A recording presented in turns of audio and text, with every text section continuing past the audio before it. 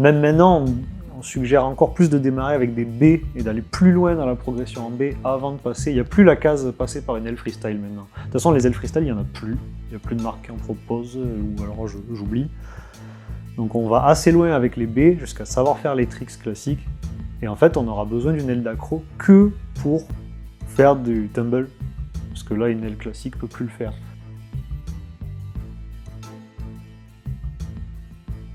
Après, je suis retombé une autre fois dans ma voile en infini twisté, où là, je touche le tissu, je ressors du tissu, j'ai les pieds coincés dans les suspentes, je suis très haut, je me dis, ah, allez, j'essaye de... Ah, j'enlève mon pied de la suspente, la chaussure qui part à moitié, et pour faire ça, je lâche les freins, et hop, je sors de la voile, elle se réouvre, et comme j'ai pas les freins dans les mains, elle met 5 tours de twist.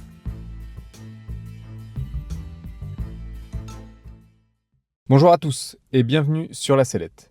Aujourd'hui, je reçois Fabien Ricard, moniteur fraîchement diplômé, mais avant tout acrobate passionné.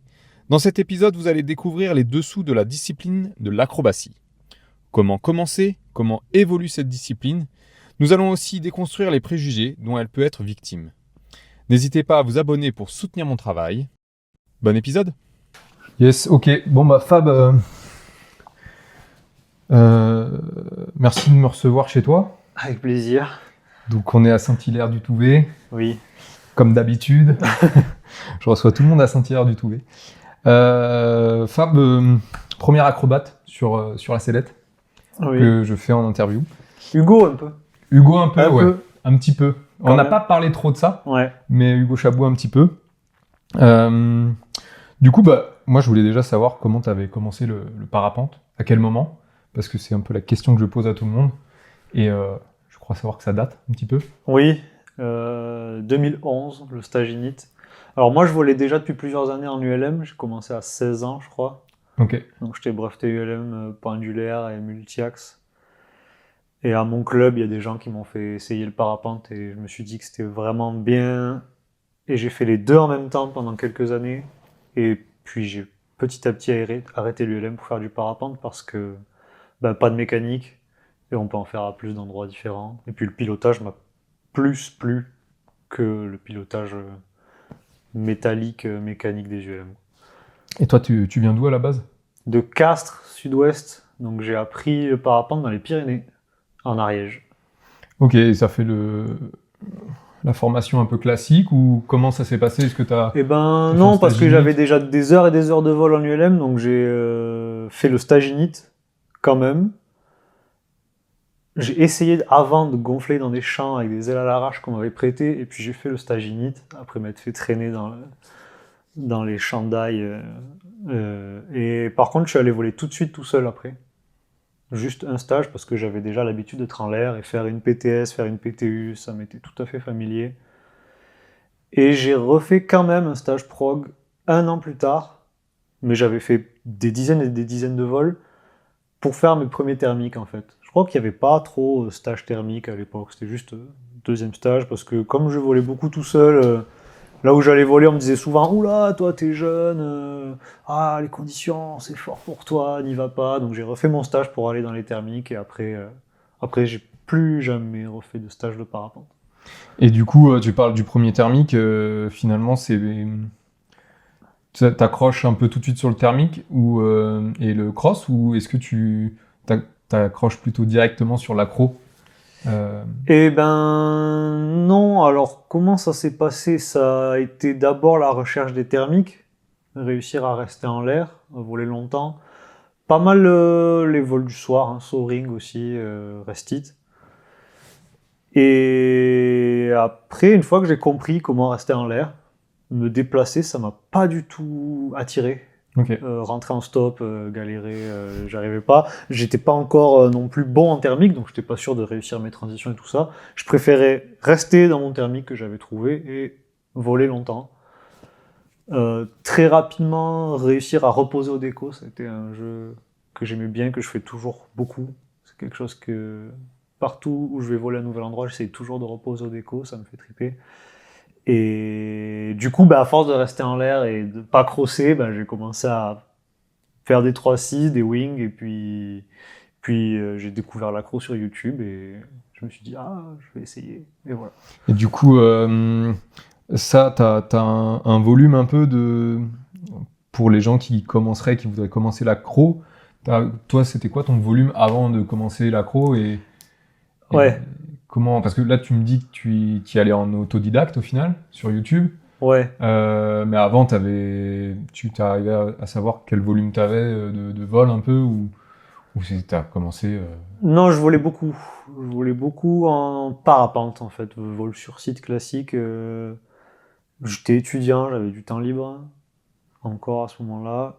Mais j'ai commencé l'accro après, on va dire, ça faisait 4 ans que je faisais du parapente, régulièrement et beaucoup.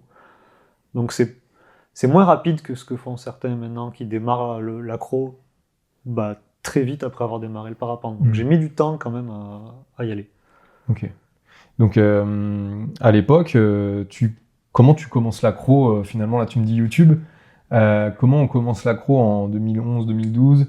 Il n'y avait pas, enfin, il n'y en a pas forcément encore maintenant, mais il n'y avait pas forcément toutes les informations qu'on a là sur YouTube ou, enfin, si tu me dis que sur YouTube. Si, il y avait déjà plein de vidéos. Alors, je me souviens pas avoir vu des tutos, mais plein de vidéos d'accro, il y en avait déjà. Hein. C'était l'époque, il y avait déjà des Émilie, donc ça volait déjà fort.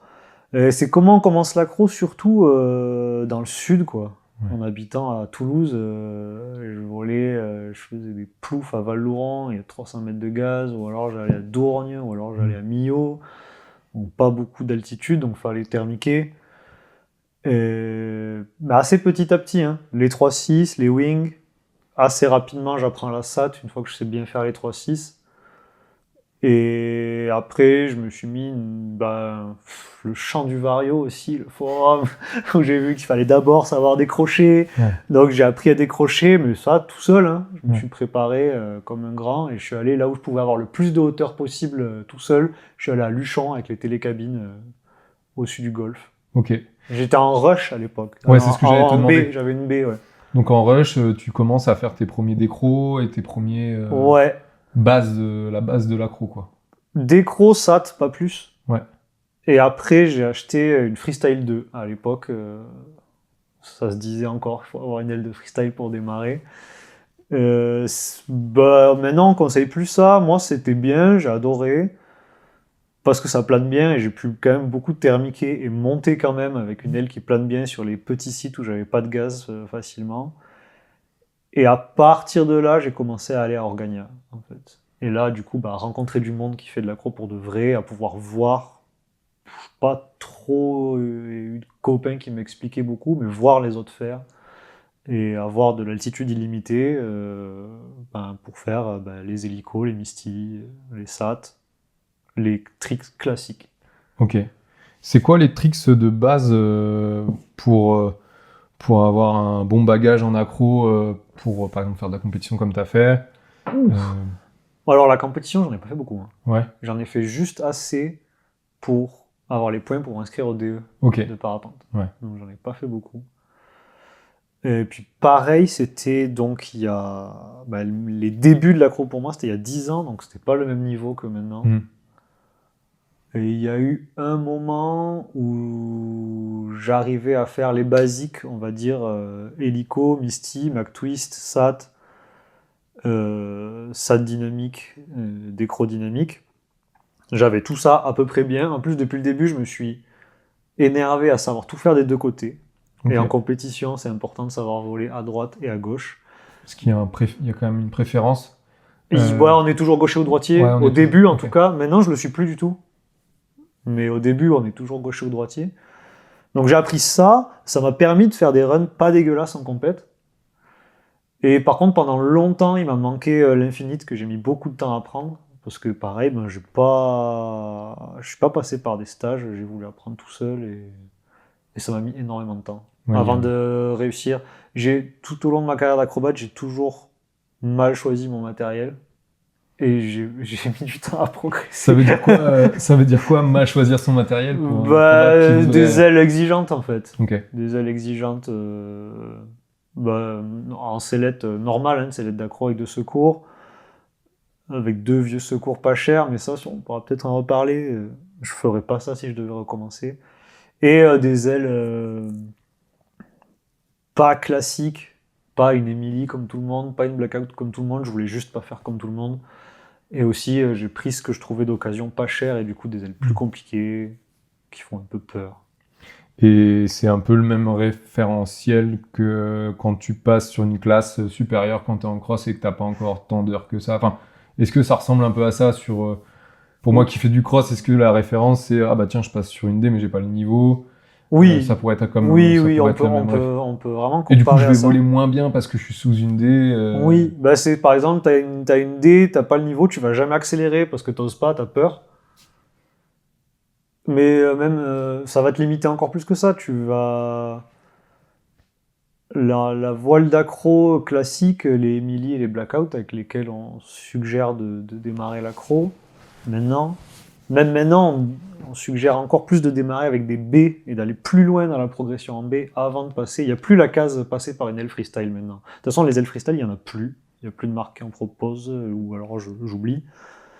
Donc on va assez loin avec les B jusqu'à savoir faire les tricks classiques. Et en fait, on aura besoin d'une aile d'accro que pour faire du tumble.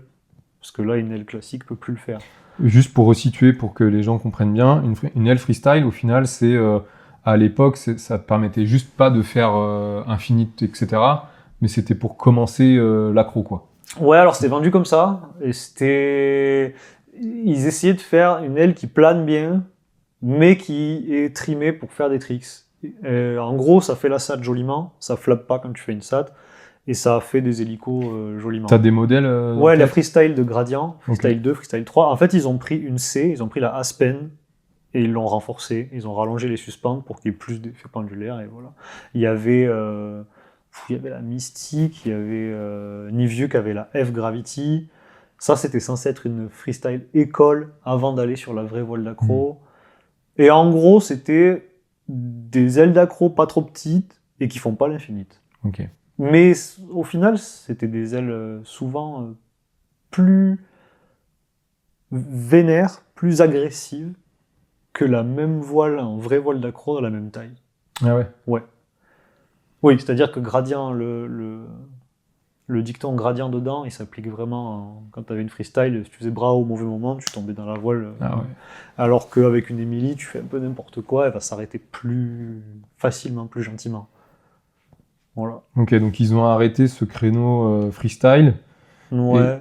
Et du coup, maintenant, au final, pour se mettre à l'accro, comme tu dis, les gens choisissent plutôt une B. J'entendais Damien Patou, la dernière fois quand on a fait le podcast ensemble, me dire que l'épique était une bonne voile aussi pour ce que tu dis.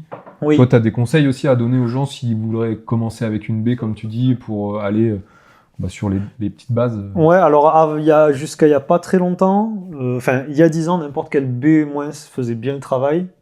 Et maintenant, il y a des baies très typées cross, avec vraiment une shark nose, de l'allongement, peu de suspente. Et elles sont plus light aussi, donc elles vont plus facilement s'abîmer, plus facilement cravater. Donc il faudrait pas trop d'allongement. Et un truc pas trop typé cross, les ailes elles sont beaucoup stabilisées aussi maintenant. Elles sont très vrillées, mais tu as une Buzz 4, une Hook 4, les Golden, les vieilles gradients Golden, c'était super pour apprendre l'accro. Mais ça devient dur à trouver, ça a 10 ans. Maintenant, la Epic, officiellement, c'est une aile qui est sympa pour apprendre l'accro, parce qu'on peut faire comme ça, bras haut, et ça va bien, souvent. Il est facile de faire des hélicos avec, même si on a des imprécisions de mouvement, ça va quand même tourner. Donc ça amène au succès facilement, ça booste la confiance facilement. Après, il y a d'autres voiles en B qui font bien le travail. Il n'y a pas longtemps, j'ai essayé avec une Livy, là, et c'était incroyable, c'était trop bien, mais c'est light, donc faut pas trop le faire non plus. Mais bon, il y a des ailes qui le font bien, quoi. Faut pas trop d'allongement, et puis voilà, puis ça marche. Les A aussi le permettent. Les A où il n'y aura pas un débattement trop long, ça marche bien. Ok.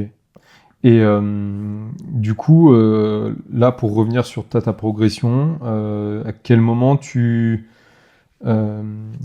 passes sur vraiment des ailes? Donc tu me dis, tu passes trop tôt sur des ailes vénères un peu, pour que ça ne te convienne pas. Tu dis que ça ça t'empêche de progresser parce que c'était trop exigeant, les voiles trop exigeantes. Ouais. Et comment t'en viens à te dire, bah, c'est ça qui m'empêche de progresser? Bah, tu- oui, j'arrive à le dire parce que j'ai vu plein de gens progresser plus vite que moi. Parce que en discussion, ça se dit. Parce que depuis, j'ai essayé des ailes plus faciles et en effet, bah, c'est plus facile. Parce que j'ai vu en direct devant moi des gens faire des erreurs incroyables en apprenant l'infinite et avec une blackout, ça passe. Ça passe toujours. Et moi, j'ai fait des petites erreurs et j'ai fini par faire ce cours avec mes vols un peu plus compliqués, là. Donc Mais c'est du pour coup, ça que ça je peux t'a dire. donné peut-être un pilotage plus fin. Du coup, quand tu viens sur des ailes plus faciles, c'est plus simple pour toi aussi de faire faire des accros ou tu Ouais, le ressens comme ça ou pas? moi je dirais que je suis pas très doué. Je suis pas le meilleur pilote d'accro, mais je prends pas beaucoup de vrac. Dans ma carrière de pilote d'accro, j'ai pas fait tant de fois ce cours que ça. J'ai presque jamais pris plusieurs tours de twist. Les fois où j'ai fait ce cours, j'étais dans ma voile quasiment à chaque fois. Je dirais que du coup, d'avoir volé avec ces ailes-là, je suis résistant. Hmm. Je me Ok. mets pas de vrac Ouais, facilement. je comprends ce que Après, tu veux par contre, dire. du coup, je suis pas le meilleur pilote. Genre, Ok. voilà, je sais pas faire. Je peux essayer toutes les figures, mais je sais pas les réussir. Ok. Voilà, pas à coup sur coup. Solide. Voilà, ouais, un peu. Et par exemple, pour la figure que tout le monde connaît là, à l'infinite, comment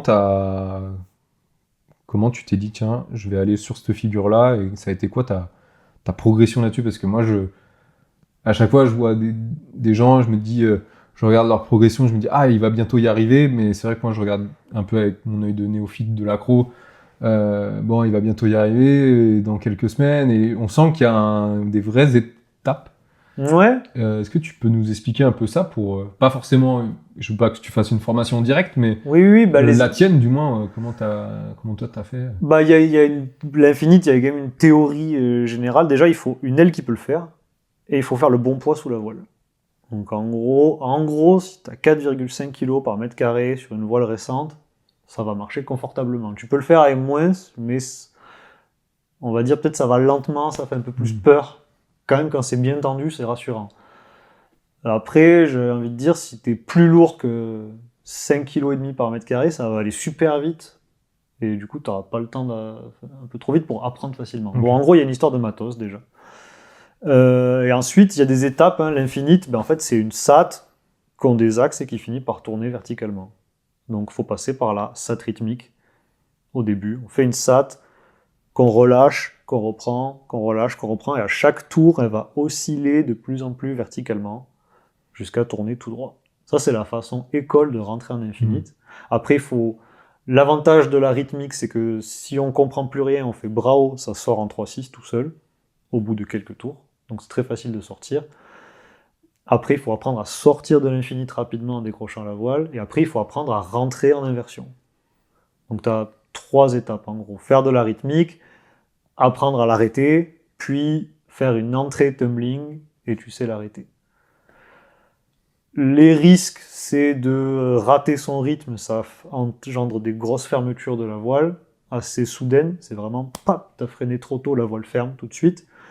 Et donc ça peut faire des grosses cravates, ça c'est pas très très grave, on fait ce cours et voilà. Par contre, une fermeture au mauvais moment, ça fait que la voile va s'arrêter au tour d'après, et là on peut tomber dedans. Et ça c'est vraiment le truc dangereux en accro, c'est ça. Prendre des cravates et des tours de twist, ça n'empêche pas de tirer le secours. Tomber dans la voile, ça peut gêner pour tirer le secours, et là c'est le truc un peu dangereux. Et du coup moi j'ai fait ça.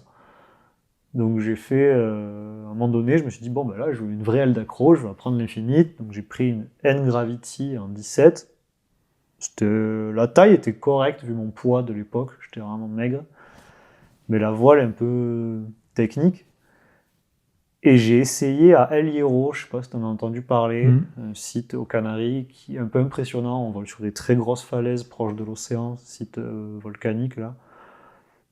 Et j'ai fait un mauvais secours, je me suis retrouvé assis sur ma voile en fait, très haut dans le box. Je lance le secours et je suis tellement mêlé que je peux pas diriger mon rogalo et je me retrouve à faire 5 minutes 30 de rogalo qui remonte le long de la falaise dans le dynamique. et j'échoue dans la falaise, à un endroit merdique, à 3 heures pour ressortir. Et ça, du coup, ça m'a bloqué mentalement pendant 2 ans. Là, il y a 2 ans de plus d'Infinite, où du coup, je suis repassé sur des trucs plus compliqués, les corks, les cowboys, les jokers un petit peu, commencer à me twister pour certains tricks, mais pas d'Infinite pendant 2 ans, j'étais traumatisé. Jusqu'à ce que je rachète une voile classique pour apprendre l'Infinite finalement, correctement. Tout seul toujours, par contre, mais j'ai fini par l'apprendre comme il faut. Voilà. Et du coup là, je transite un petit peu sur les vracs parce que j'en parle tout le temps, même pour les personnes qui font du cross, j'essaie de discuter un peu de ça, des vracs et de la façon dont souvent ça se finit souvent sous un secours ou pas. Toi, tu as eu, du coup en accro, tu as beaucoup de secours finalement. Enfin, 6. 6 Pas beaucoup. Je veux dire, en général, les acrobates ont beaucoup de secours. Oui. C'est ça que je veux dire. Plus que les autres. T'as un peu le top 3 de ce que tu as fait en secours, par exemple, des pires secours. Et est-ce que tu aurais des choses à améliorer ou des conseils à donner pour les gens, par exemple, tu vois, quand tu me dis que tu es dans ta voile, c'est quoi qu'est-ce qu'il faut faire, quoi, quand tu es dans ces cas-là? Il y a plein de questions, mais je te laisse, tu vois, de me faire le top 3 et puis essayer de mettre en même temps les pires. Ben moi, j'ai ce secours-là, donc Ouais. en détail qui était mauvais. Moi, j'en avais parlé avec des gens un peu, on était d'accord pour dire que c'était vraiment un mauvais secours.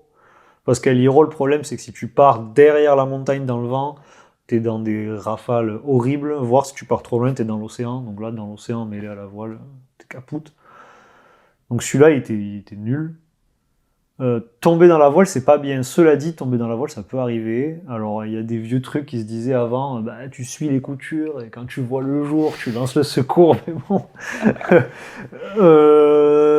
Non, déjà maintenant, les voiles, elles sont toutes petites, donc on n'est plus emballé dans la voile.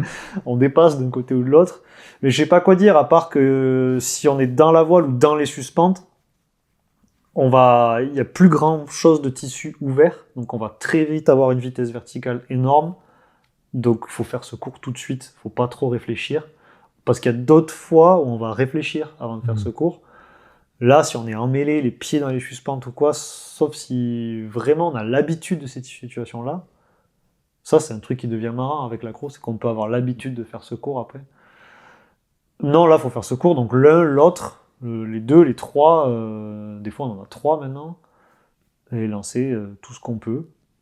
Mais ça peut être chiant, par exemple, il y a eu une fois où je suis repassé dans mes suspentes, un autre secours, où j'avais le secours d'un côté qui était complètement bloqué, il pouvait pas sortir parce qu'il y avait des suspentes qui le coinçaient. Donc c'était une autre situation particulière où j'étais zen, j'ai pris le temps de démêler, et je l'ai sorti. Mais j'aurais pu utiliser l'autre aussi pour aller plus vite si j'étais plus bas. Donc je sais pas, top 3, ce secours à l'héros horrible, je suis assis sur ma voile face à l'océan, Aladdin.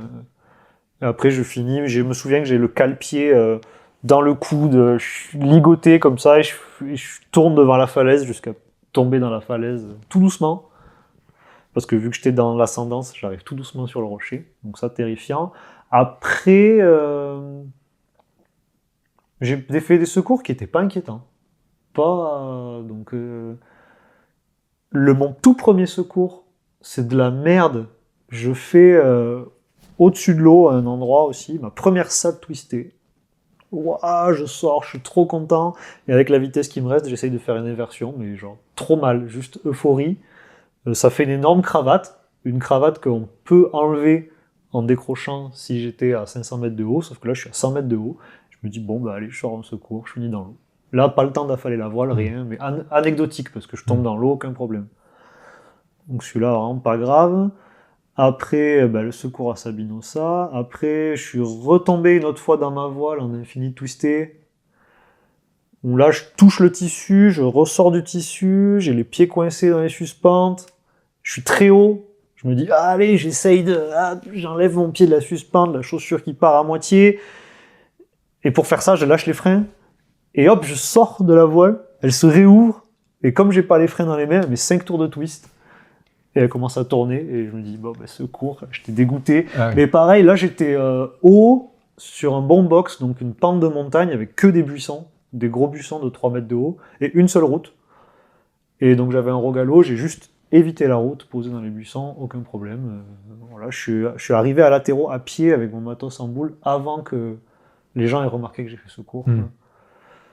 Mais après, il y a quoi d'autre? Je me souviens pas. Une autre fois où je passe dans les suspentes à nouveau, la première fois que j'essaye le fameux stall to infinite, le pire essai possible. Donc ça, c'est la figure un petit peu... c'est quand même nouveau. Enfin, Ouais, ça a 2-3 ans, Okay. mais c'est assez... Ouais, c'est un peu nouveau, ouais. Donc c'est décrocher et utiliser l'énergie du décrochage pour partir en infinite, juste avec le shoot, quoi. Donc j'essaye ça très très mal, je passe dans les suspentes, et là un truc un peu plus compliqué, un peu plus impressionnant, où j'ai les pieds dans les suspentes, le premier secours sort pas, et du coup je prends le temps d'enlever mes pieds des suspentes, mais la voile est complètement en papillote, énorme cravate.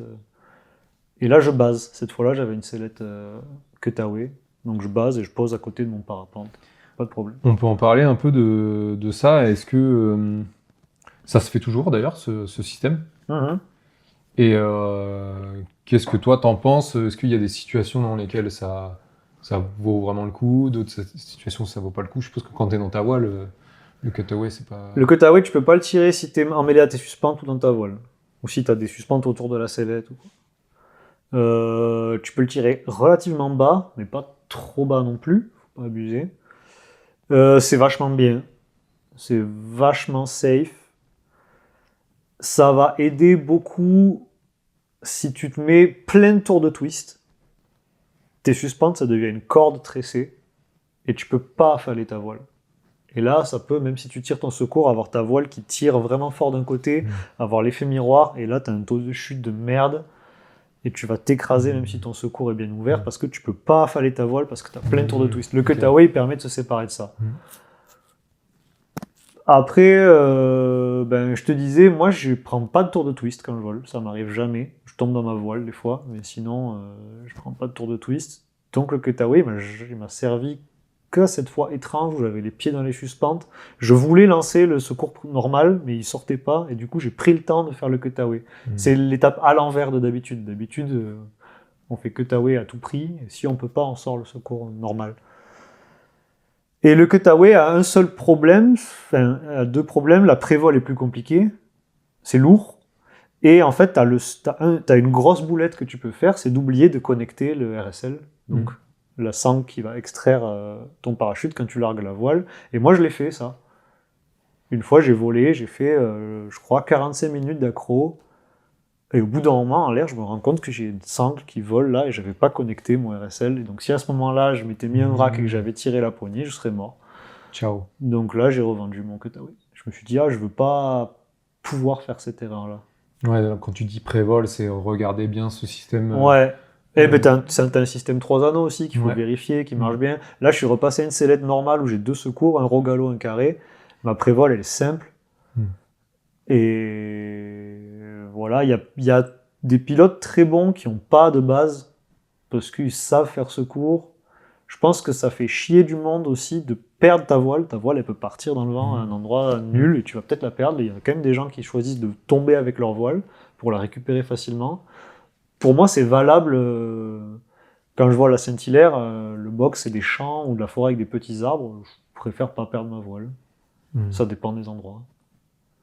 Le base, la sellette cutaway, je l'avais acheté à la base pour voler à l'Hiro, où on vole dans du vent très fort, dans des endroits moins accueillants.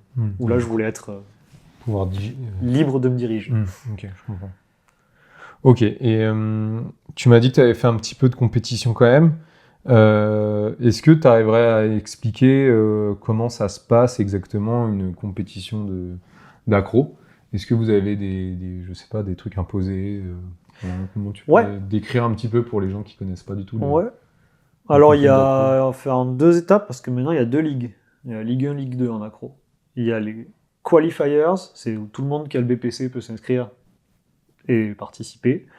Et les 12 meilleurs mondiaux, ils sont à part, et ils ont leur compète à eux.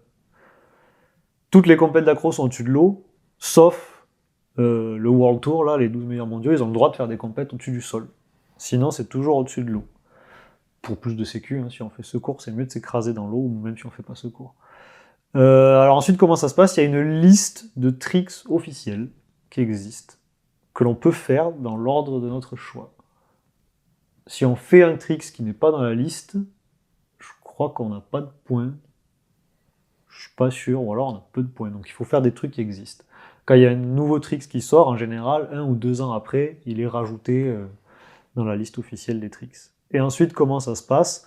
On a une certaine altitude limitée. C'est toujours des ploufs, les compètes d'accro. C'est pas en restant en l'air dans les thermiques.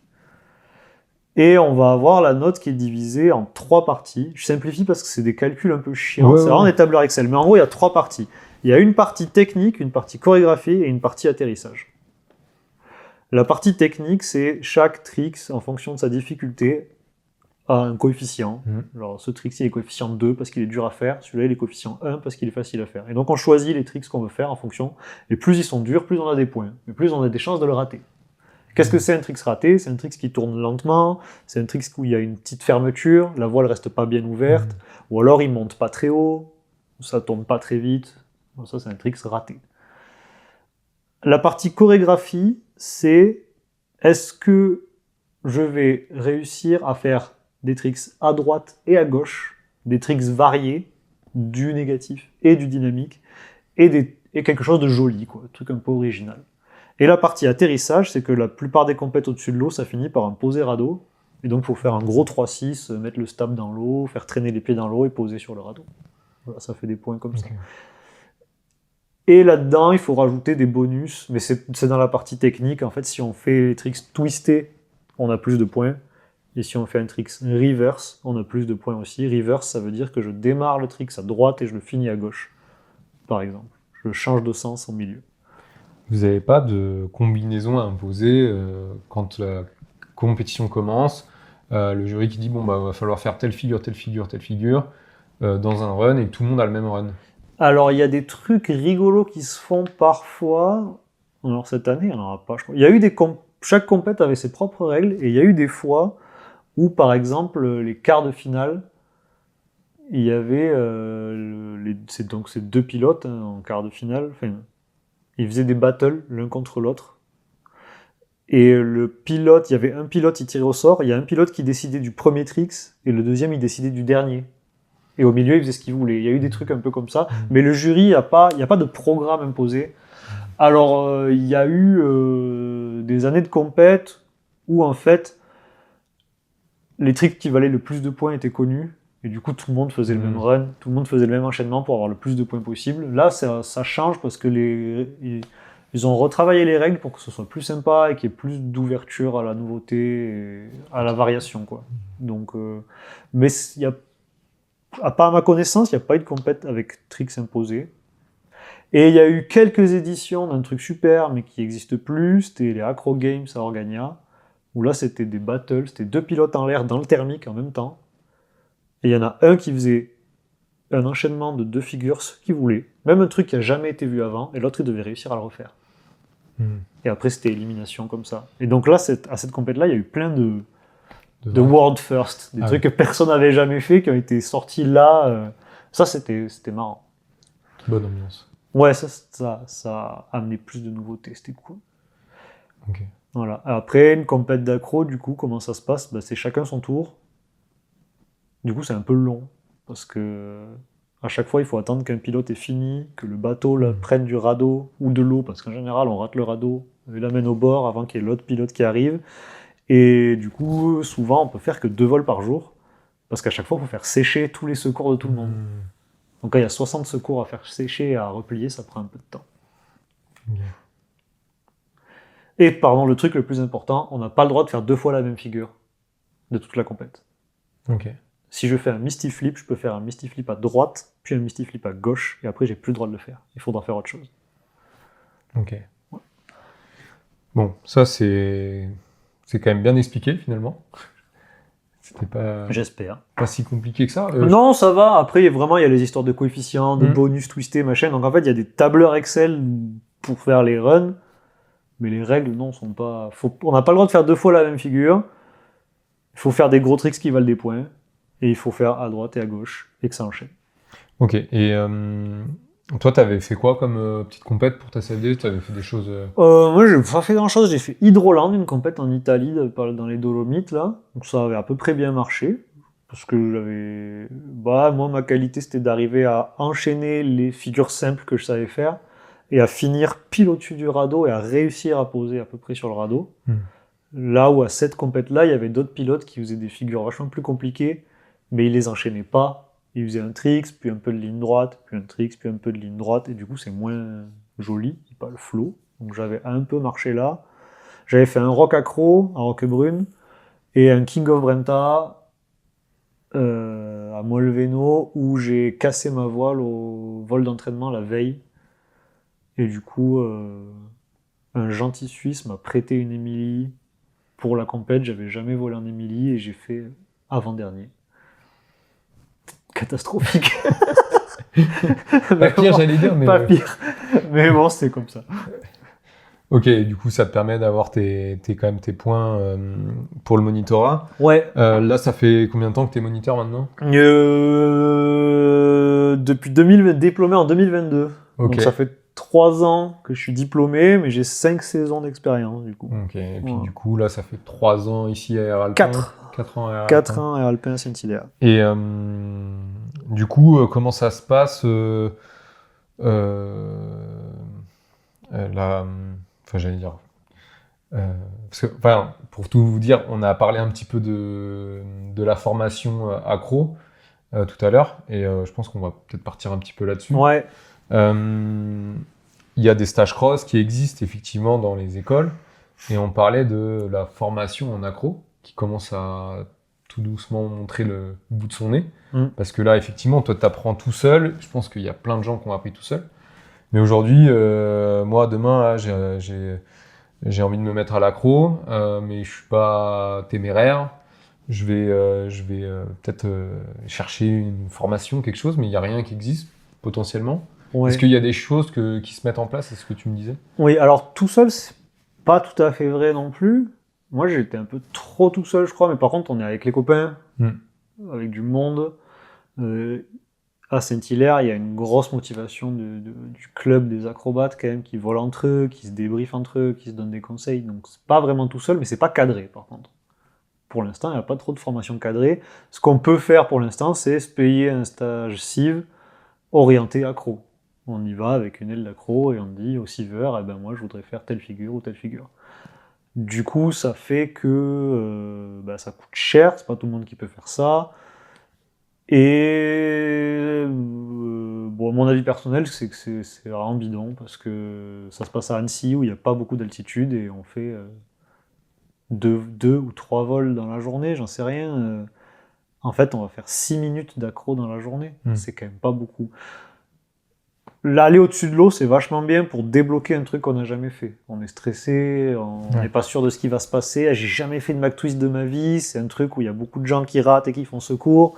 Je vais le faire pour la première fois au-dessus de l'eau avec un gilet, machin et tout. Et donc pourquoi pas le faire en cive à ce moment-là. Et il y a une façon d'apprendre l'accro au-dessus de l'eau sans cive, c'est aller sur les sites où il y a des télécabines et des bateaux qui attendent. Il y a le lac de Garde qui est comme ça, il y a Olu de Nice en Turquie, il y a Interlaken en Suisse, il y a Roquebrune l'hiver, où on peut pratiquer en autonomie l'accro au-dessus de l'eau.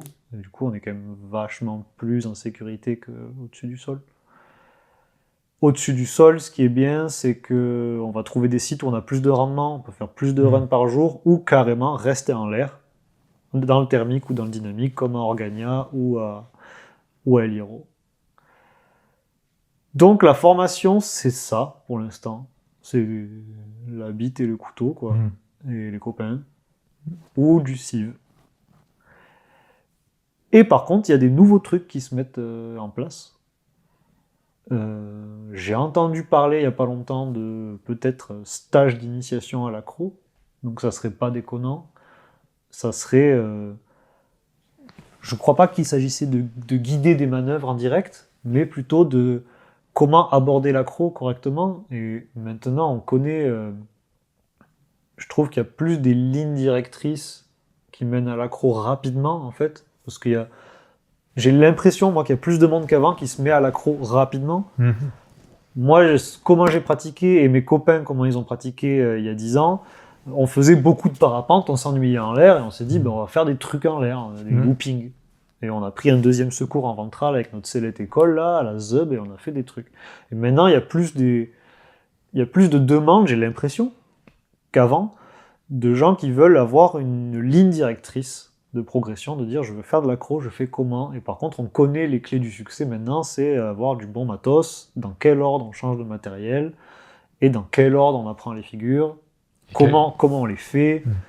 Donc ces infos, on peut les avoir avec des camarades, et on peut les avoir, mais pourquoi pas, proposer des stages qui permettraient ça. Ce que je trouve compliqué, c'est la responsabilité derrière ça. Je la connais pas en fait. Je sais pas à quel point on a le droit ou pas de guider des trucs comme ça. Je pense qu'on a le droit et qu'il faut juste assumer la responsabilité. Je suis pas sûr. Mais déjà, faire des stages où on explique qu'est-ce que c'est le box, où est-ce qu'on fait de l'accro, à quelle hauteur c'est raisonnable, à quel endroit c'est raisonnable, comment on fait ce cours, quand est-ce qu'on fait ce cours, les différentes façons de faire ce cours. Tout ce qui est en lien avec la pratique de l'accro et qui permet de le faire de façon sécurisée. Et ça pourrait être un sujet de formation. Voilà, donc j'ai entendu parler de ça il y a pas longtemps. En fait, ça serait d'avoir des pilotes autonomes en acrobatie pour qu'ils puissent après, derrière, soit se faire coacher vraiment du coaching pur pour le sport, mais en fait, sortir des élèves en fait, qui viennent d'école, mais via l'école, en fait, sortir des élèves autonomes pour l'acrobatie, pour la discipline. Et puis en plus, et puis en plus, du coup, j'y pense tout de suite, mais ces notions-là, elles sont bien pour tout le monde. En fait, les crosseux qui veulent s'entraîner à faire des exercices dedans pour maîtriser leur voile, le faire dans un box et le faire correctement, ils peuvent aussi le faire. Voilà. Et après, il y a un autre truc qui existe depuis maintenant, mais alors il me semble qu'il n'y a que Maël qui fait ça, je suis pas sûr, c'est le coaching en accro, où du coup là il y a des gens qui vont filmer leur run chez eux et avoir un débrief en visio avec un coach qui dit vraiment des détails techniques de mets ta main un peu plus comme ceci, sellette comme cela, à quel moment tu freines, patin coup fin quoi. Voilà pour la formation en accro qui existe. Après, guider en direct des manœuvres d'accro, finalement, avec les potes et tout ça, je l'ai fait. C'est dur. Il y a certaines manœuvres où je veux bien, certaines manœuvres où j'y crois pas du tout. Ça va trop vite, c'est trop précis, c'est trop dur de loin de guider exactement ce qu'il faut faire. À part pour l'Infinite, où c'est très rythmé, très cadré, et ça va pas si vite que ça, donc on a le temps de parler à la radio. Mais sinon, guider un hélico comme ça, genre, allez, vas-y, penche-toi dans la sellette, tourne, ça me paraît un peu du charlatanisme de prétendre pouvoir faire ça. La progression d'accro, par contre, débriefer avec la vidéo, ça marche bien. Ça, je l'ai fait beaucoup, des heures et des heures et des heures avec des copains. On regardait qui avait fait quoi, la caméra sur le genou qui nous filme le buste. Comme ça, on voit nos appuis sellettes et nos mains et la voile. Et on dit, ah, regarde, là, t'as freiné trop. Alors qu'on s'en rend pas forcément compte dans le feu de l'action. Ou là, t'as pas assez freiné. Ça marche bien. Et est-ce que aussi dans ces formations-là, tu peux aussi directement donner des conseils aux gens de comment en fait tu fais un hélico, tu lui dis comment faire avant, tu fais quelque chose de vraiment théorique, et puis après... go dans le box tous ensemble et tu débriefes les vidéos le soir. Ouais, ça pour moi ça a du sens, ouais.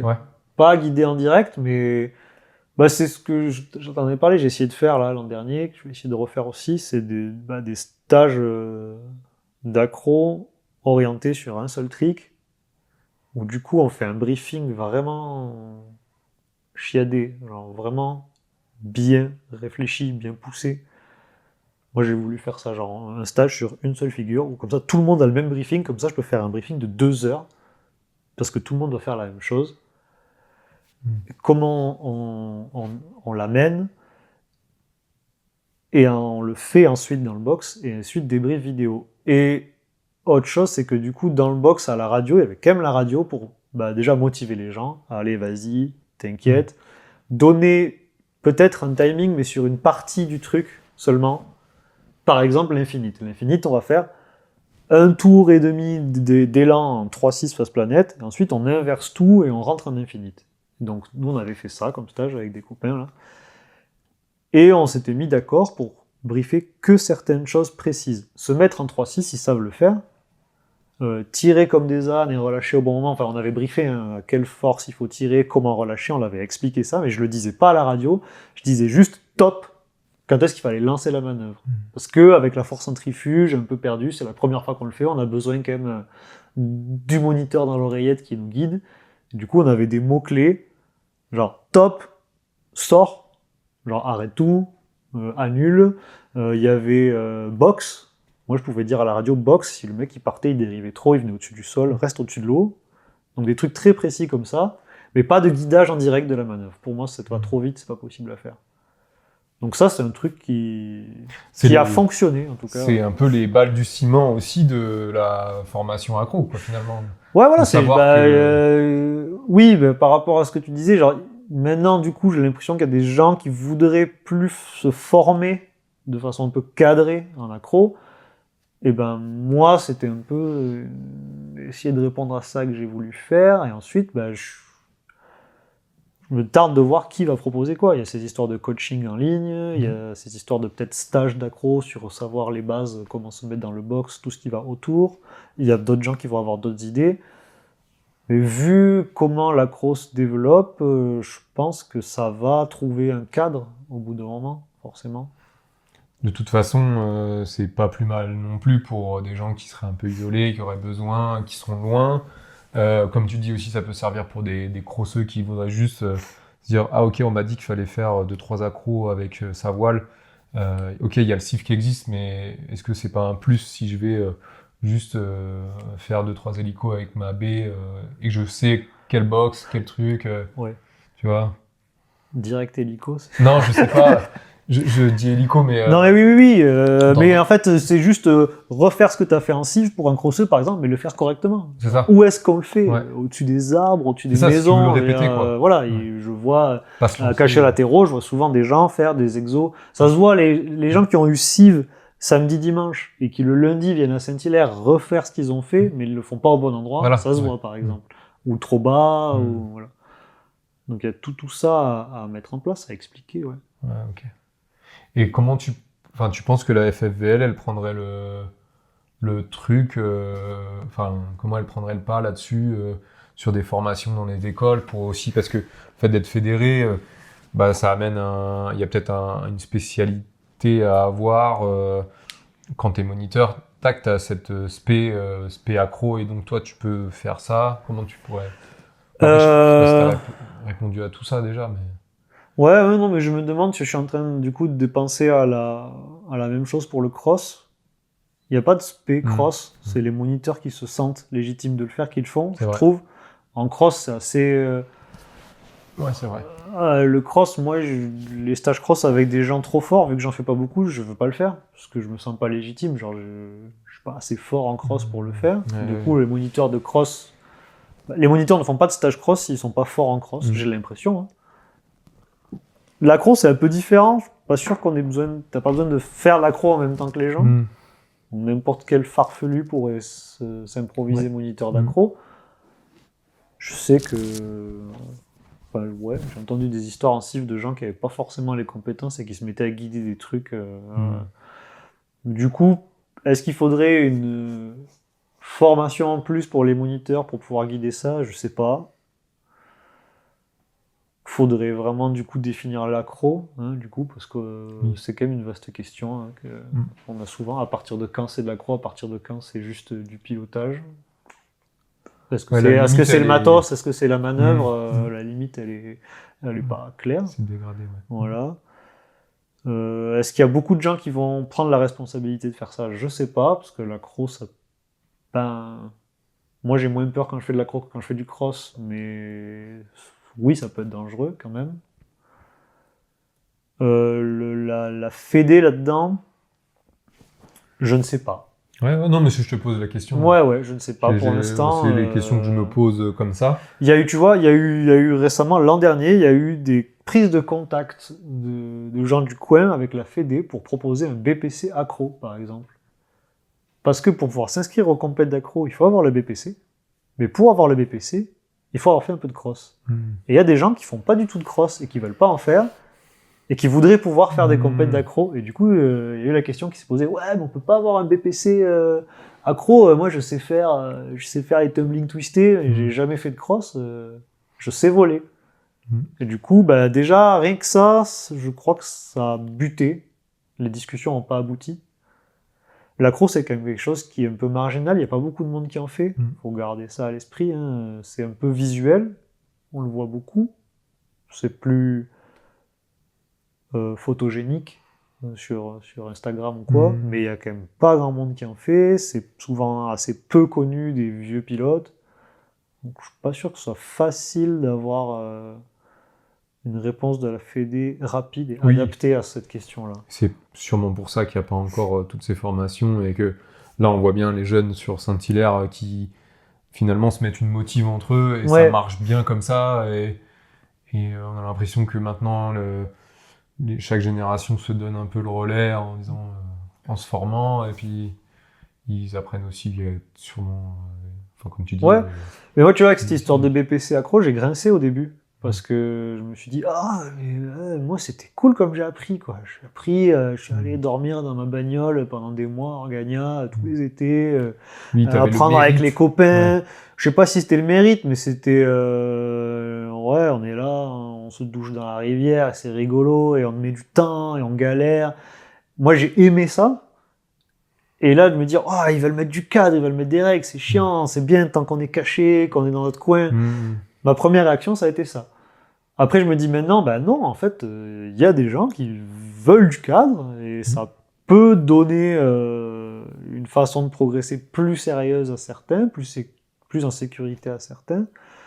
Ça peut me donner du travail, Et peut-être, puis si j'ai envie. Wow. Ça aussi, ça ouvre un peu l'accès au sport. Comme tu dis, s'il n'y a pas beaucoup de monde, c'est aussi parce que aujourd'hui, l'accès, il est peut-être plus compliqué. Enfin, aujourd'hui, hier, tu vois, surtout, Ouais. l'accès il était plus compliqué que si demain, tu as une formation et que du coup, tu as des gens qui sortent qui ont un volume un peu de vol quand même, comme tu dis, et qu'il y a une formation accro, tu auras peut-être plus de gens, parce que tu touches plus de monde. Alors, deux trucs à dire, mais là, il y a un truc, genre, vraiment, l'accro, c'est plus dur que le cross.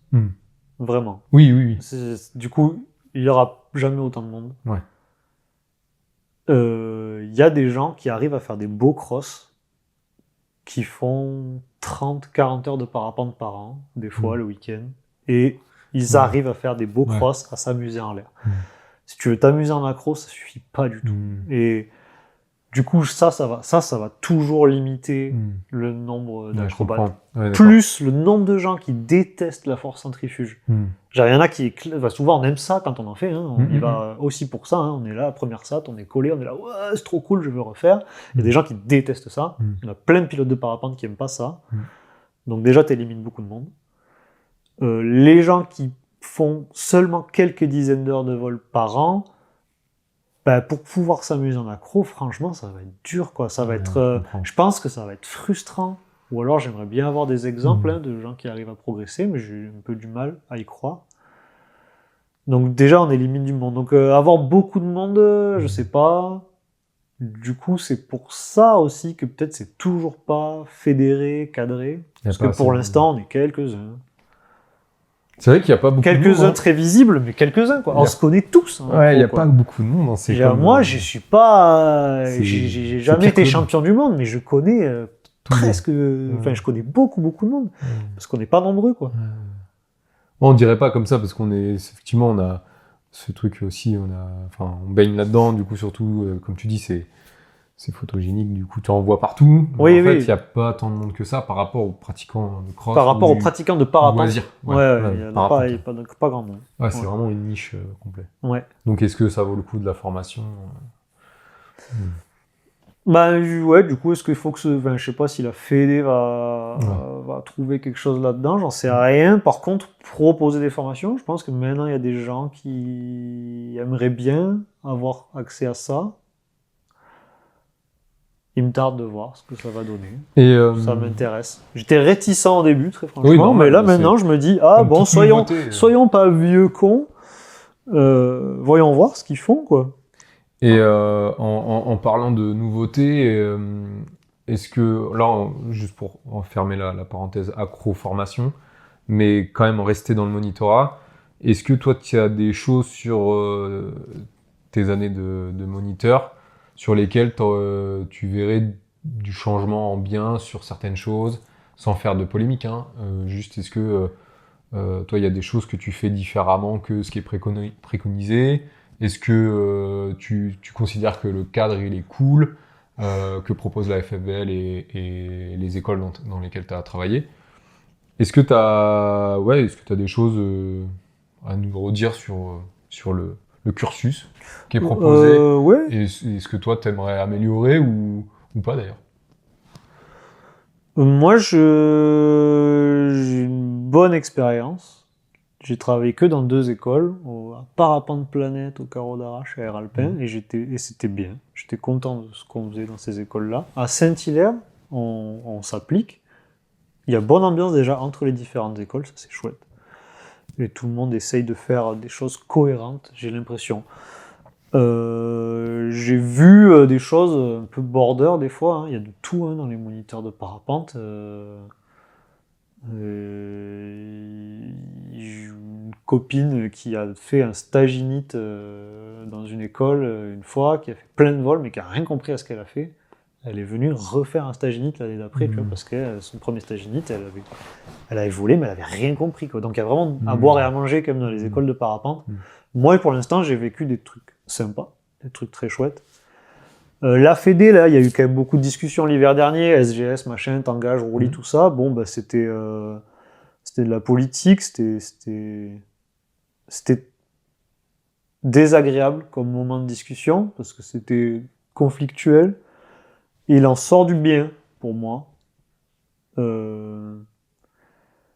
Du pas bien aussi, mais oui, on faisait en stage avec les élèves trop vite des exercices pas forcément liés à quelque chose de cohérent.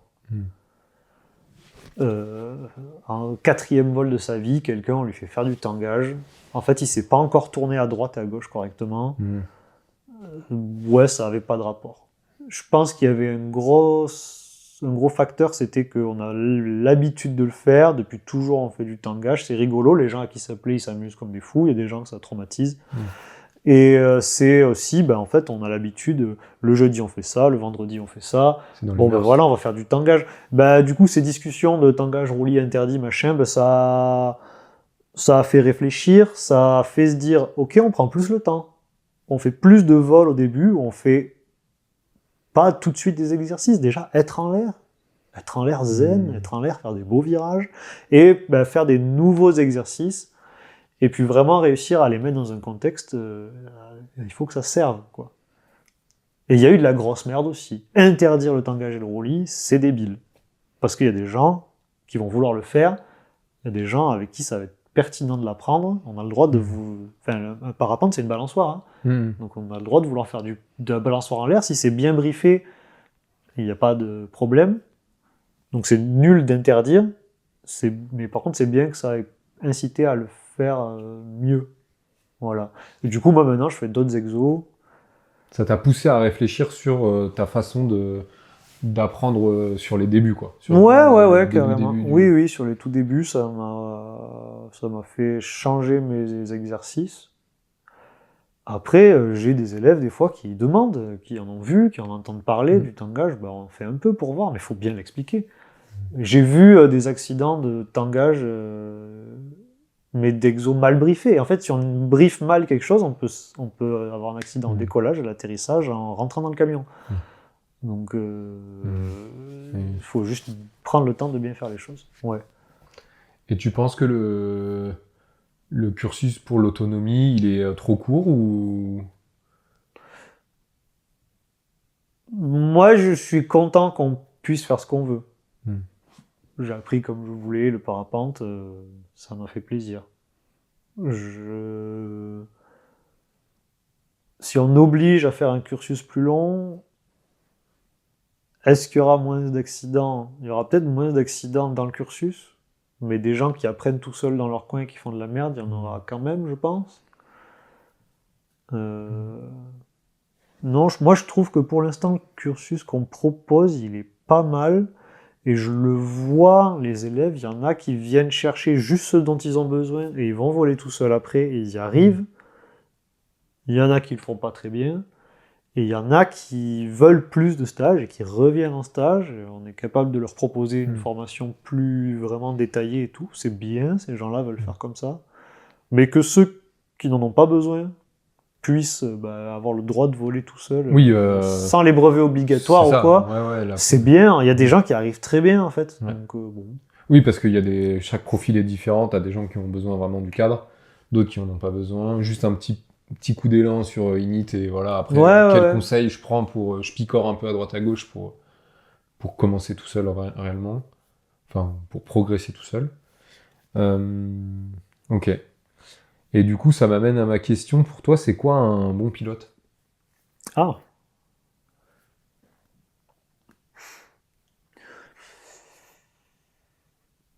Il est à l'aise au gonflage. Genre vraiment, c'est vachement important, je trouve. Un bon pilote, il arrive au déco, il sort son matériel, il accroche sa voile à sa sellette, il n'y a pas de nœud. S'il y a un nœud, il l'enlève en 1 minute, parce qu'il a l'habitude. S'il y a son secours là, qui est à moitié ouvert, il sait le refermer. Il fait un dos voile ou il fait un face voile, il fait ce qu'il faut en fonction du moment, et il décolle correctement.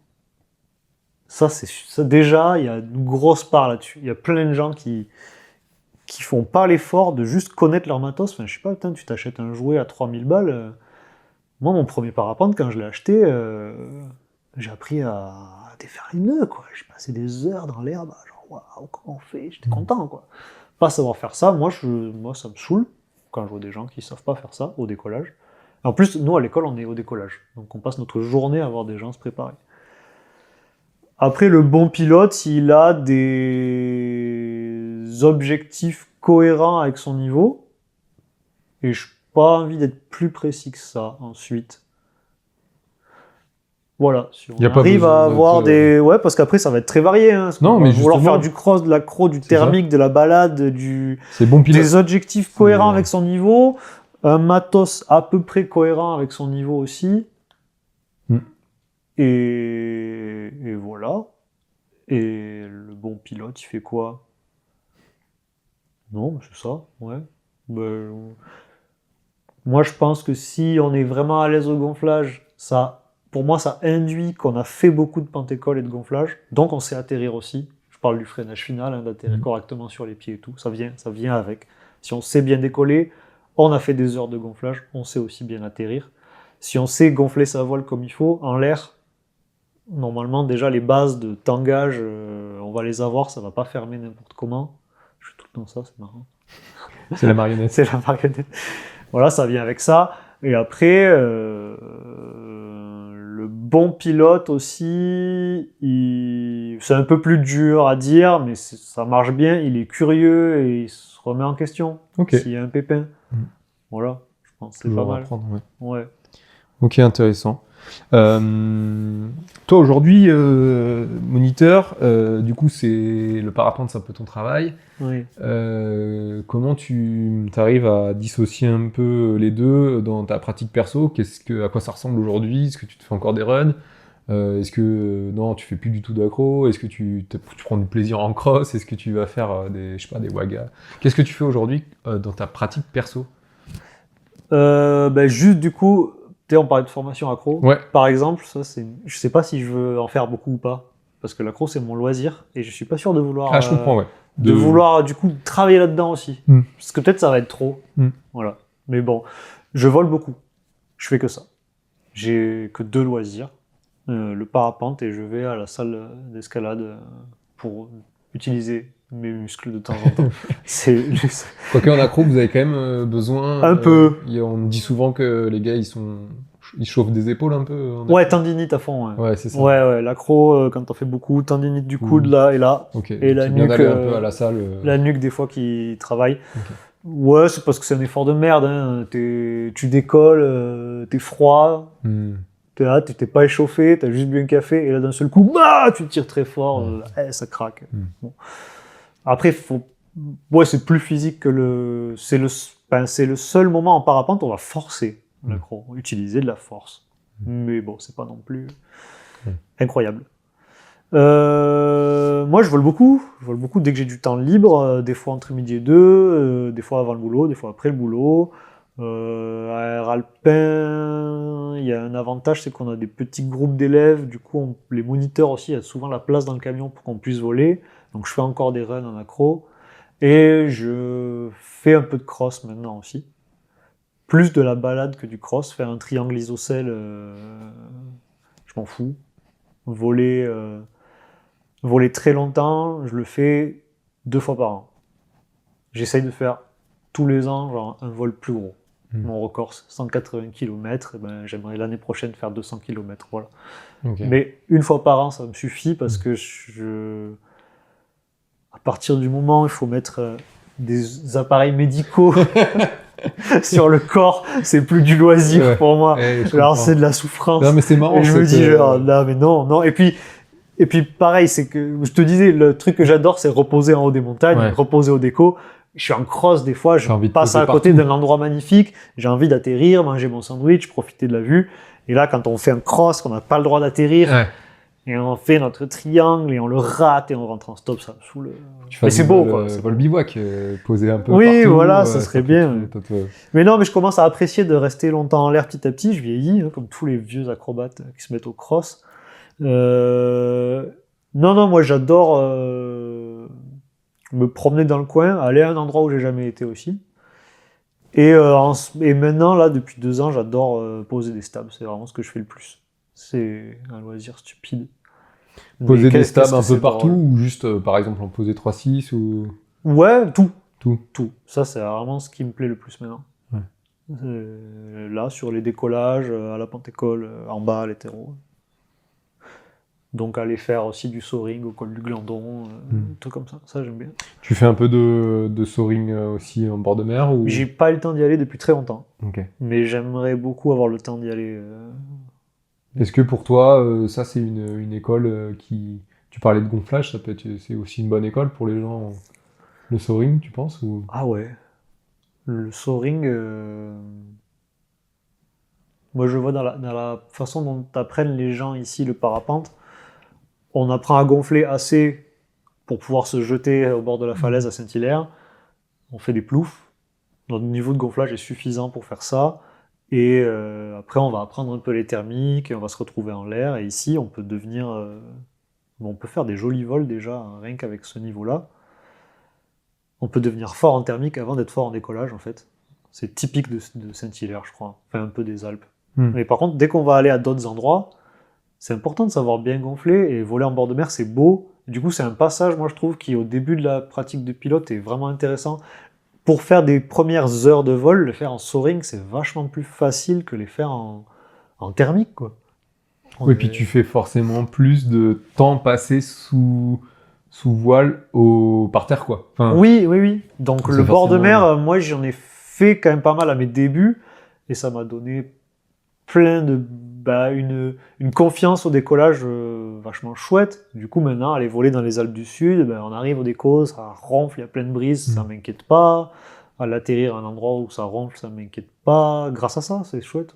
Donc le soaring, trop bien. Puis c'est merveilleux, le soaring, voler au ras du sol, c'est trop cool. Oui, c'est sûrement une des C'est pratiques super ludique. les plus ludiques. Ouais. Ouais, voilà, c'est Mhm. ludique en fait. Ouais. Clair. Et tu parles de run d'accro, comment... Alors, je fais un petit parallèle sur l'époque où je faisais du vélo VTT freestyle. Là, je me verrais plus faire des tricks de vélo. Mais je sais que j'aime bien encore me mettre des descentes et un bon rush d'adrénaline sur ça. Toi, maintenant, quand tu te mets un run d'accro, tu as une zone de confort ou tu te mets un gros run, ou est-ce que tu essaies encore de progresser sur certains trucs, de détails, ou juste tu dis, bon là, je me mets mon run, ça va le faire, bam, je connais par cœur. Et c'est un gros moment charnière cette année pour moi, où j'ai pas beaucoup volé cet hiver, pas beaucoup volé en début d'année. En fait, j'ai beaucoup volé il y a 2 ans, jusqu'à m'acheter une voile vraiment extrême, là, à 14 mètres carrés, parce que je voulais réussir le Stall to Infinite, là, le nouveau truc.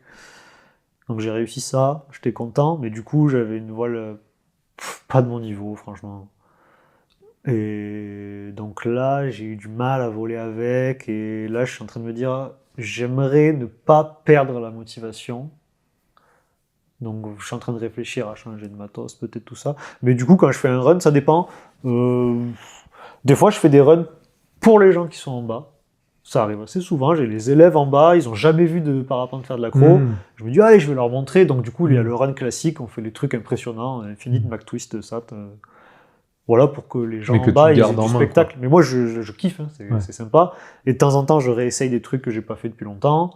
Et de temps en temps, j'essaye de progresser. Il y a quand même plusieurs fois dans l'année où je vais faire allez, une semaine au lac de Garde, où j'essaye des trucs que j'ai jamais essayé. Je crois pas que je progresse encore, mais j'essaye des trucs de temps en temps.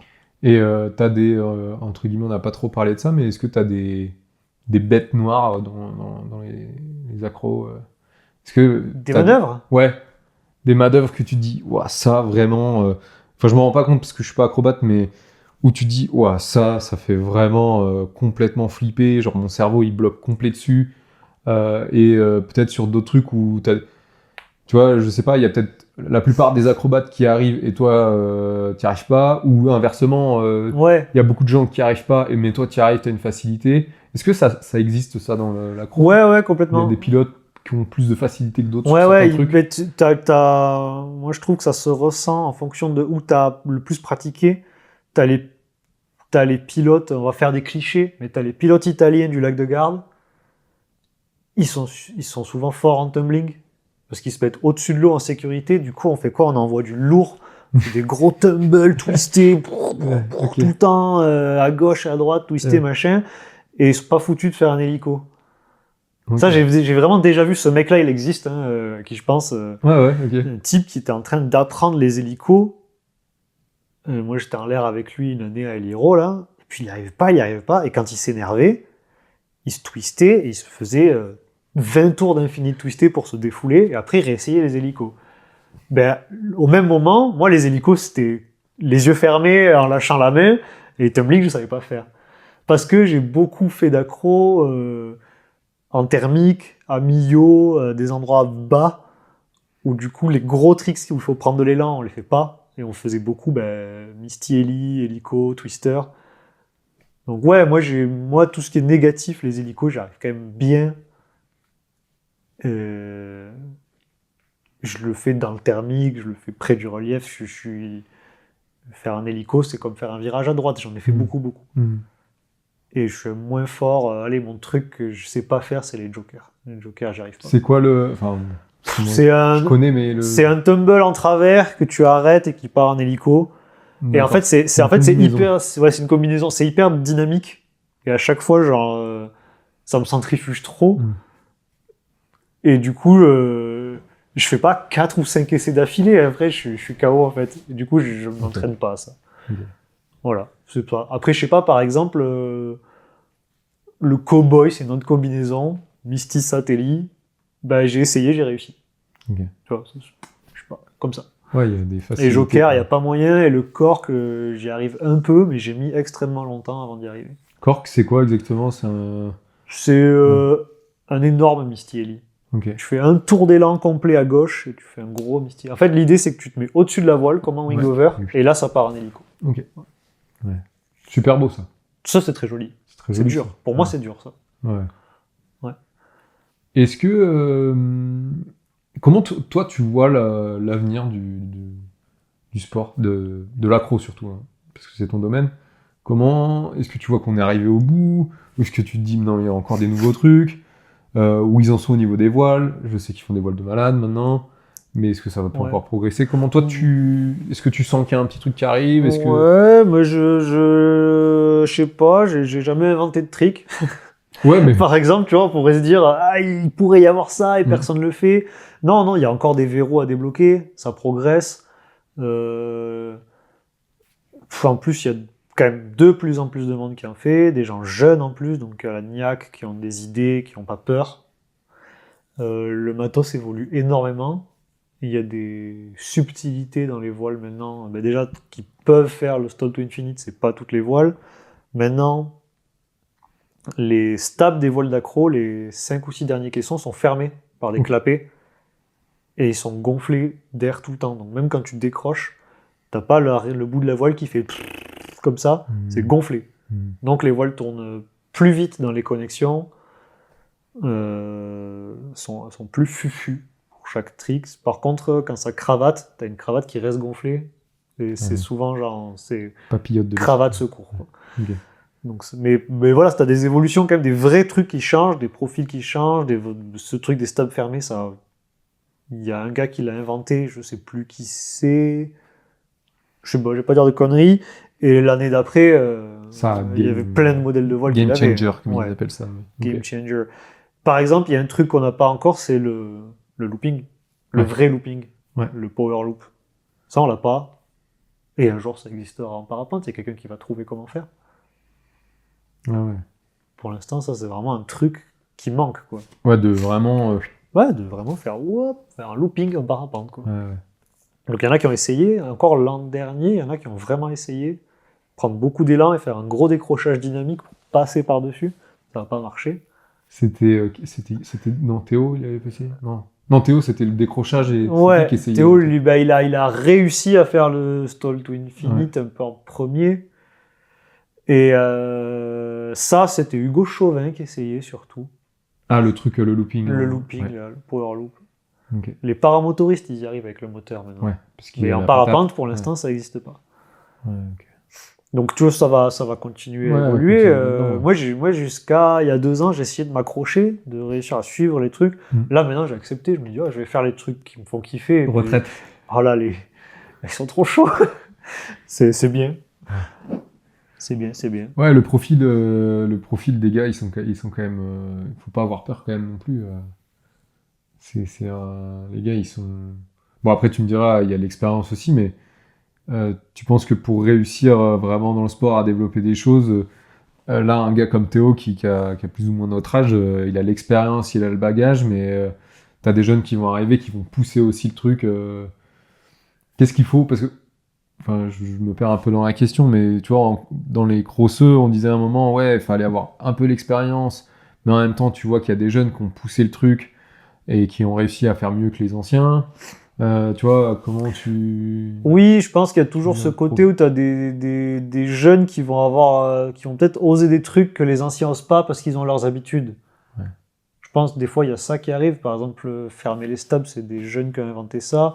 Le Decro to Infinite, bah, c'est Théo qui a réussi à le mettre au point, mais ensuite ça a été vachement simplifié par des jeunes, par des nouveaux, parce qu'ils se sont accaparés le truc et ils l'ont rendu plus simple. Donc, je sais plus ce que c'était la question, mais Est-ce qu'il y a, non, est-ce que il y a des profils, tu vois, par rapport aux anciens et aux nouveaux, qui a le plus de chances de faire évoluer le sport au final? Est-ce que c'est celui qui a de l'expérience et qui peut encore continuer le truc, ou est-ce que c'est vraiment les jeunes qui vont pousser? Ben, je vais nuancer la question. Je pense que déjà, il n'y a pas autant d'écart d'âge qu'en cross. Alors, les vieux en accro, ils sont pas très vieux. Oui, les vieux en accro, ils ont 30 Ouais, piges, quoi. ouais, voilà. C'est ça, Donc, ils ont notre âge et les jeunes, ils ont 15 ans, quoi. Donc, ouais, voilà, je crois qu'il y a il y a 15 ans D. Horatio volait vraiment très très fort alors qu'il était un peu plus âgé que les autres encore, là, avant qu'il prenne la C'est vrai retraite. qu'il n'y a pas... ouais. Mais sinon, bah, les vieux, c'est Théo, quoi. Il est plus jeune que moi, donc je sais pas. Donc des gens qui poussent, bah, globalement, c'est des jeunes qui ont peu, bah, entre 15 et 30 ans. Quoi. Ou alors, il y a du monde que j'oublie peut-être, mais en gros, entre 15 et 30 ans, il y a tout le monde, quoi. Ouais, 15, j'exagère, mais entre 17 et 32. Donc ça se ressemble. Après, est-ce que ça... Ouais, l'évolution du sport. Non, mais si, mais de temps en temps, il y a des fusées qui passent par là. Il y a Axel Coste qui est venu, qui a fait des nouveaux trucs que personne n'avait jamais fait. T'as des phénomènes qui arrivent et il y en a bien d'autres qui vont continuer. Peut-être Théo va nous inventer des nouveaux trucs aussi, hein, il est capable. Hein. Toi, t'as eu des pilotes qui t'ont inspiré quand t'as commencé ou... Ouais. Si on parle un peu de... Ouais, moi, François Ragolski, Ouais. par ses vidéos YouTube où il avait un peu d'humour et parce qu'il volait fort. Donc lui, vraiment, m'a motivé à faire de l'accro. Après, il y avait la Cat Acro Team, ils ont des super vieilles vidéos sur YouTube où ils volaient en synchro beaucoup, des Suisses là. Donc, très jolies vidéos d'accro, la Cat CAT Acro Team, Ça m'a beaucoup inspiré. Et après, il y a qui? Et Igor. Igor Pochokhin. Lui, il m'a fait rêver, ouais. Ouais. On va faire des vidéos genre du parapente brutal, quoi. Du parapente que tu fais, oh waouh, c'est Solide. incroyable. Ouais. Ok. Ouais, c'est un peu ça, je pense. Du coup, dans Et le... ouais, Pal. Ah oui, Pal, ouais. Pal, parce qu'il a fait la vidéo évolution, il a fait des vidéos. Parce que je l'ai croisé aussi. Ok. Et du coup, tu m'as cité des noms, mais est-ce que là, pour finir, qui est-ce que tu aimerais voir dans le podcast sur la sellette Ah, un prochain coup? Sachant que, bon, bah, Pal, ça va être compliqué. Enfin, tu vois, il est pas là. pour l'instant, je suis pas à l'international, mais voilà, c'est possible si tu as des gens en France que tu aimerais. Des Enfin. gens sur des sujets qui m'intéresseraient. Il faut que je réfléchisse 2 minutes. Ouais, bien Mais sûr. t'as eu du monde, t'as eu du monde sympa déjà. Qui est-ce qu'on voudrait savoir faire? Ben, peut-être un speedeux. Hmm. C'est vrai qu'ils ont une sellette aussi. C'est vrai qu'ils ont une sellette aussi et qu'ils font des trucs vraiment un peu dans leur, Ouais. vraiment à part, quoi. T'as un nom dans les speedeux qui pourrait, qui t'inspire et qui. J'ai envie de dire Valentin Deluc, mais bon, Ouais. il est booké, je pense. Ouais, c'est pour le bouquet Valentin. Ouais, c'est ça. Quoique, je pense qu'il a du temps quand même, mais il faut, ouais. Ouais, peut-être ça, peut-être un speedeux. En cross, t'as déjà eu des gens qui font du cross, qui parlaient. Ouais. Mais t'aimerais bien entendre un mec en speed. Peut-être, voir ce qu'il Ok. a raconté. C'est quand même un groupe à part dans le parapente aussi, Mm. ceux-là. Et puis ils ont des problèmes de fréquentation de sites des fois. C'est un peu les pestiférer à certains endroits, voir comment ils s'en sortent. Non, petit mot de la fin. Oui. Est-ce que tu aurais quelque chose sur lequel tu aurais envie de revenir ou même juste faire un petit mot de fin pour les gens, pour les pilotes de parapente, quoi? Ouais, un petit mot de fin pour les pilotes de parapente qui font pas déjà de l'accro. Juste expliquer que... Enfin, expliquer. Pour moi, l'accro, c'est du parapente spectaculaire dans un environnement contrôlé. Et ça, c'est super important. La notion de box, où est-ce qu'on fait les manœuvres. Donc ça veut dire qu'on va voler en accro en général dans des conditions aérologiques plutôt calmes, en fait. Sinon, ça nous gêne pour faire les figures. Et on va toujours se mettre loin du relief, haut, pour avoir le temps de rater une figure et de faire secours. Et on a 2 secours ou 3 secours, et on prend des secours bien. Moi, j'ai fait secours hier matin. J'étais au-dessus des champs fauchés de Saint-Hilaire.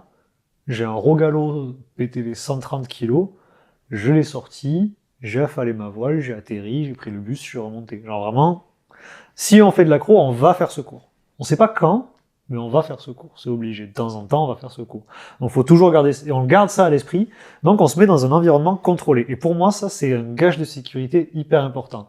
C'est comme si on allait au skatepark. On prend son skate, on va au skatepark. Si on met son casque et ses genouillères, eh ben, ça va aller, en fait.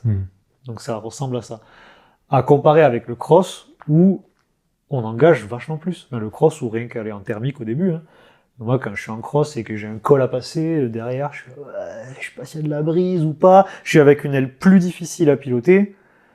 Je suis près du relief. J'ai un secours de merde ultralight daubé dans mon cocon, là. Je sais même pas si... bon, voilà, s'il marche vraiment. Et je m'engage dans des trucs aérologiques forts, quoi.